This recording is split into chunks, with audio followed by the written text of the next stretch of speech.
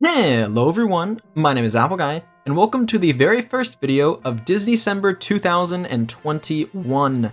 Hooray! Yay! We did it! For those of you guys who are new to the series, or in case you have forgotten, Disneycember is a yearly themed month where I take the 4 Sundays in December to discuss something I am quite passionate about and something I enjoy discussing, which is Disneyland and Disney theme parks in general. Now, you might be looking at the clock or the calendar and wondering why I'm starting so late, and that's because I actually just got back from my trip to Disneyland about 2 days ago, and I'm recording this video the night before it goes up, so oof, bear with me. And we're going to be pushing Disneycember back a little bit, so it's going to be the final 2 Sundays in December, and then the first 2 Sundays in January. That's just how it had to go with how the trip was planned, but I'm really excited to hop into discussing today's topic.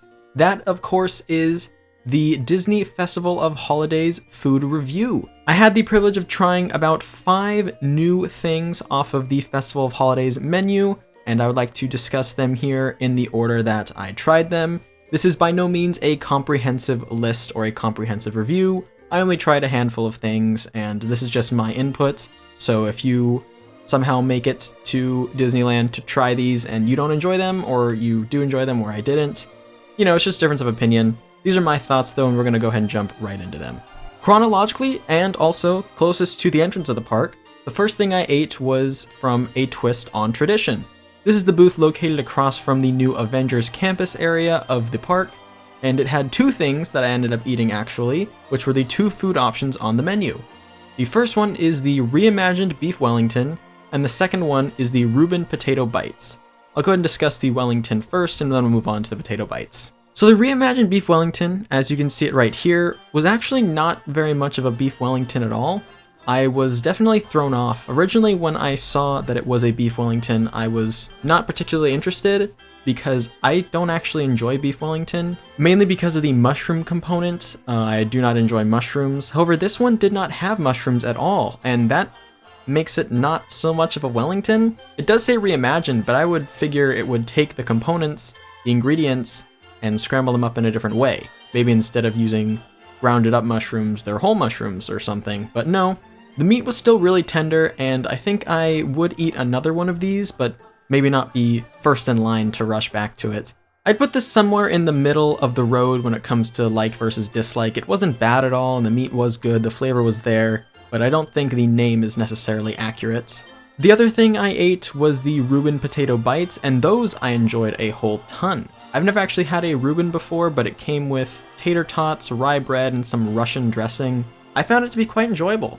I ate the whole thing by myself, and it was very, very good. I don't think there was any issue as far as, spice or anything. However, there was a sauerkraut on top of the dish. And usually I'm not a sauerkraut person, but in its totality, I think the dish was pretty good. There was a little bit of that sour bit, but it wasn't overwhelming at all. I think the Twist on Tradition booth had a lot of good foods, and I would definitely try them all again. I don't believe there was anything that I would consider to be bad, just, good and then better. Continuing down the road and closer towards Ariel's Undersea Adventure, we have the Making Spirits Bright booth with the Cinnamon and Sugar Holiday Tart. This was something I was really excited for because I had heard it was essentially a cinnamon Pop-Tart with some extra things on it, and yeah, that pretty much defines it well. It's a lot thicker than a Pop-Tart would be though. I think if you were to pile, say, 3 Pop-Tarts on top of each other, you'd get the same thickness as this tart was. And don't be confused by the name, it wasn't actually tart in the sense of like being sour or anything.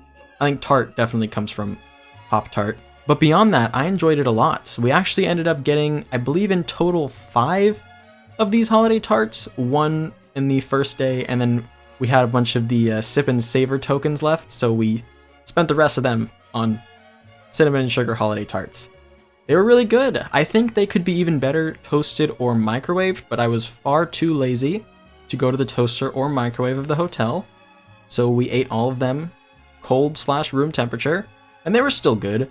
I imagine if you like a Pop-Tart straight out of the box, then you would really like this.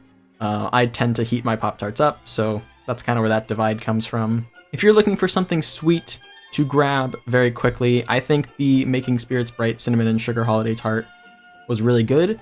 It also looks really nice too, just like examining it. I don't think there was any problem with it being overly sweet at all. Sometimes these sugary components can be, really, really strong. But this one was good. I have no complaints of this, and I would probably put this near the top of my list if I was defining these in some sort of worst to best order. Next up, we have the Favorite Things booth, just a little further past Ariel's Undersea Adventure, going towards the Corn Dog Castle, and that had the Holiday Stuffing Mac and Cheese. Now, based on that name alone, you would imagine it would have some cornbread stuffing from Thanksgiving, or maybe breadcrumbs, or bits of bread in some way, some sort of an actual stuffing, right? But no, I believe the name is implying that the macaroni and cheese itself would be a stuffing. There was some sort of a crumble on top, I do remember that, but I don't recall it having much of a flavor or an impact on the dish in its entirety. It's macaroni and cheese. Do you like macaroni and cheese? You'll probably like this dish.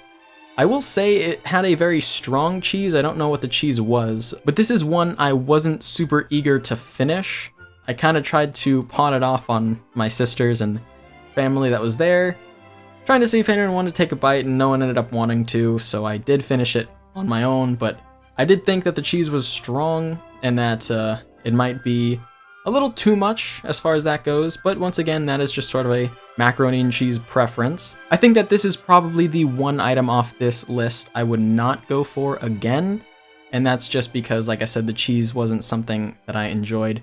The pasta was good, can't really mess up pasta, and I'm glad I did try it, but it's not something I would go for again. The final booth I ate at is actually back towards where we began this journey. It's called Grandma's Recipes, and it is located across from the Wine Garden Trattoria, and the item I got was the Gingerbread Mickey.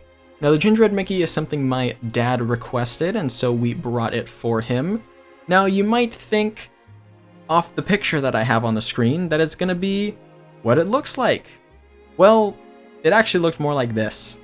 And originally, I was very thrown off. I thought, whoa, this doesn't look like what the picture has. Where's the frosting? And my dad was actually confused as well. We brought it to him in the hotel room, and he said, oh, well, there was one that had a bunch of frosting on it and stuff. And I was like, oh, no, that's the one. It's weird, right? It doesn't look proper. So we were both a little confused. We ended up not eating it in Disneyland, actually. We waited and brought it home. And we ate it today, as far as the date I'm recording this. And I can confidently say, with 100% certainty, that it was gingerbread. It's just gingerbread. I think it was good gingerbread. I don't think it was bad. But the frosting didn't add too much that I could taste. Now, I did get a piece of the ear, which maybe didn't have as much frosting as some of the face of Mickey would have, but I think my summation is just, yeah, it's gingerbread. If you eat a gingerbread man, it'll taste like the Gingerbread Mickey. If you like gingerbread, you'll enjoy this. I'm not the biggest gingerbread fan, but for some reason this one tickled my fancy, and I enjoyed it. But it wouldn't be something I would necessarily go for again, solely because I did feel a little scammed looking at the picture and then looking at what I got. I felt like there was a disconnect, but hey, it was still good, and it was shaped like Mickey, so who cares, really? And with that, we've come to the end of my Festival of Holidays food adventure. Like I said at the start of the video, this is not a comprehensive list. This is not every food item there. These are just the things I ate and my opinions about them. If you guys have tried these as well, or if there's something you do want to try, let me know in the comment section down below and we can chat about that a little bit. Disneycember is super fun for me because it allows me to talk about something that I don't tend to speak on my YouTube channel. Mostly I talk about games, and being able to go out in the world, collect some video, and come home with a great topic to discuss is super fun for me. Additionally, Disneycember 2021 is actually the first Disneycember I planned. In 2019, I was just like in Disneyland, and I said, oh, I want to take videos. And then I started taking videos, and I thought, this could be a fun thing to edit. And so I made videos. And then in 2020, well, I didn't go to Disneyland. It just wasn't possible because of COVID. And in 2021, I got the lucky break to go, and thus I planned 4 videos, shot 4 videos, and here we are delivering 4 videos. That is going to be all for now, ladies and gentlemen. I want to thank you all so much for watching. If you have enjoyed, please hit like and subscribe, and tell your friends about this series if you think they would enjoy it. It means a lot to me when you guys turn the videos around. And I'll catch you guys all back here next week for another Disneycember video. Until then, as always, take care.